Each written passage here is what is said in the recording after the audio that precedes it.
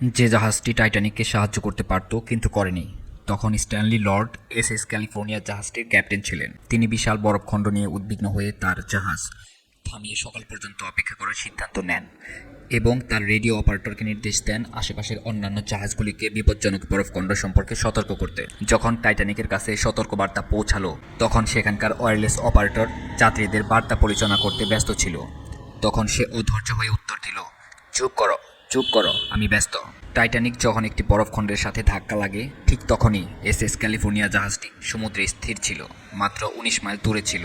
তখন টাইটানিক সাহায্যের জন্য মরিয়া হয়ে কূট পাঠাতে শুরু করে। ক্যালিফোর্নিয়া রেডিও অপারেটর ইতোমধ্যেই ওয়্যারলেস রুমটি বন্ধ করে দিয়েছিল এবং ঘুমাতে গিয়েছিল। বন্ধুরা, পরিস্থিতি আরও খারাপ হলে টাইটানিক আকাশে ৮টি ফ্লেয়ার গান নিক্ষেপ করেছিল, এই আশা করে যে কারো দৃষ্টি আকর্ষণ করবে। ক্যালিফোর্নিয়ার সদস্যরা ফ্লেয়ার শিখা দেখেও সতর্ক করেছিলেন। ক্যাপ্টেন লর্ড রাতে দুবার ঘুম থেকে উঠেছিলেন। তিনি ফ্লেয়ার শিখাগুলিকে জাহাজের মধ্যে কেবল যোগাযোগের সংকেত হিসেবে বাতিল করে দিয়েছিলেন।